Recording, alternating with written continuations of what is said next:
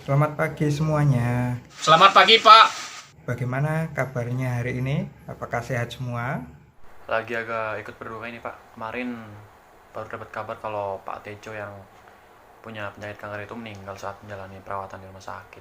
Iya, Pak. Saya dapat kabar tadi pagi. Kami langsung mengirimkan teman-teman untuk melayat, Pak. Lalu untuk RTL-nya sendiri seperti apa ya nanti yang akan diberikan kepada keluarganya? Untuk RTL-nya kami menggunakan Complemented Grade Assessment yang ditinggalkan pada keluarga.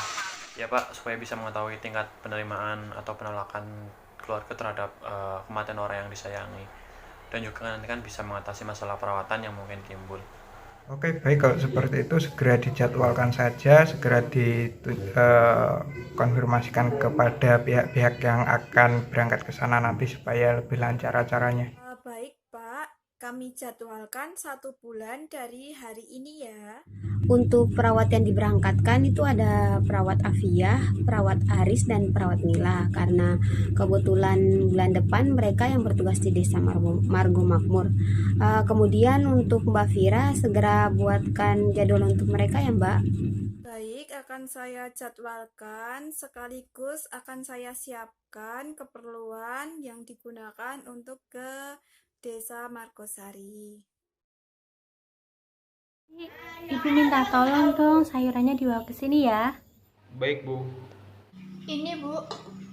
Terima kasih ya nak. Sana panggil adik, kita makan bareng. Siap Bu.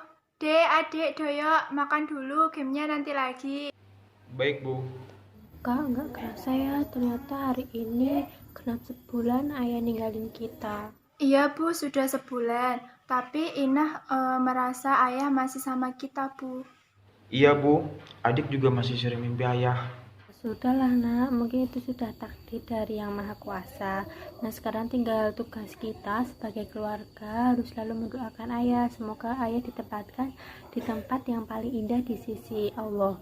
Amin. Amin ya Allah. Baik Bu. Baik Bu.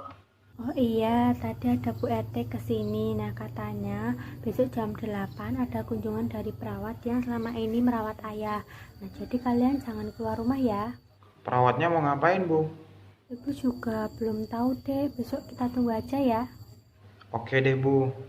Kebetulan besok Inah nggak ke kampus karena dosennya ada keperluan. Ya udah, sekarang kita tidur ya. Ini kan juga udah jam 9. Siap Bu.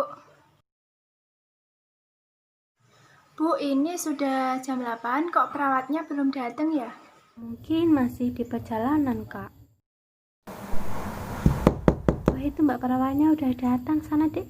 Cepat bukain pintunya. Siap Bu. Assalamualaikum. Waalaikumsalam Mbak. Silakan masuk Mbak. Waalaikumsalam. Mari silakan duduk, Mbak. Iya, Bu. Kita bertemu lagi ya Ibu. Bagaimana kabarnya Ibu hari ini dan juga adik? Alhamdulillah, baik, Mbak. Baik Ibu, untuk mempersingkat waktu, jadi tujuan saya kemari bersama dengan dua rekan saya, ada perawat Mila dan perawat Aris. Tujuannya untuk melakukan pengkajian complicated grief. Waktu yang diperlukan sekitar 20-30 menit Ibu. Bagaimana Ibu dan adik bersedia? Baik Ibu, untuk penjelasan dari pengkajian complicated grief ini akan dijelaskan oleh perawat Aris. Silakan.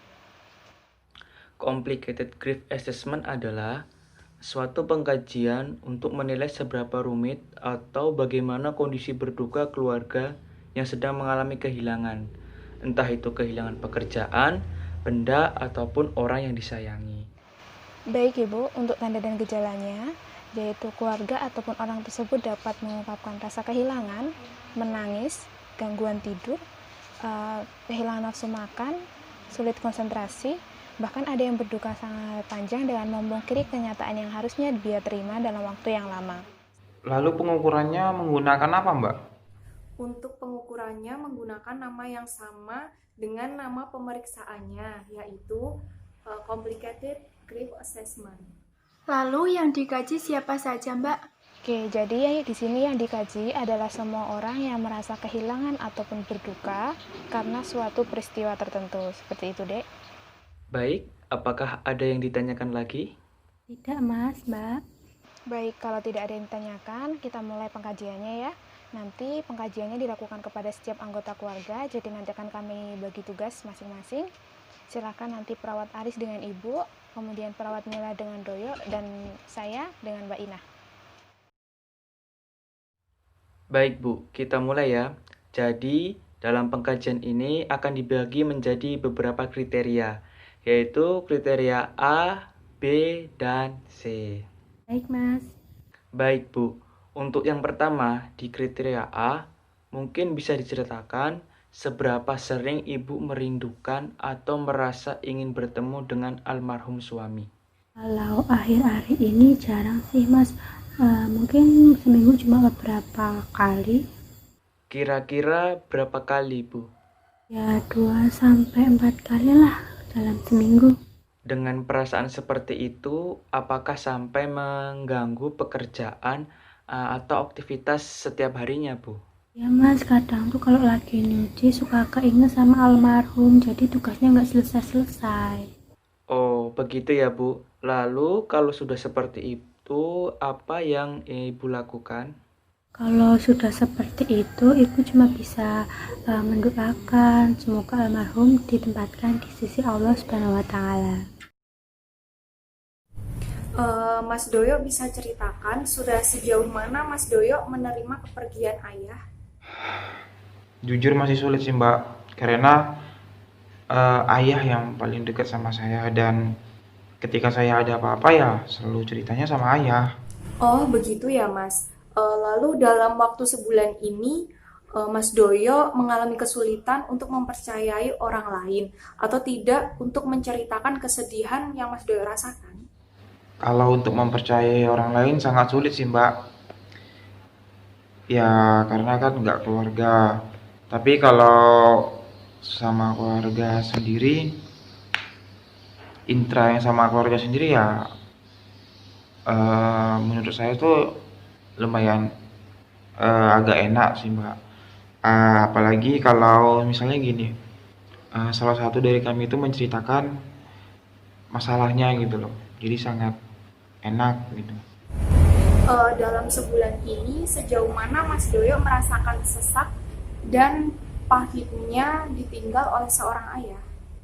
Wah sangat pahit kali sih Mbak, begitu nyata di depan mata. Lalu dalam waktu sebulan terakhir ini bagaimana perubahan yang Mas Doyo alami agar dapat bangkit lagi setelah ditinggalkan ayah? Untuk move on sangat sulit banget sih Mbak kalau menurut saya ya.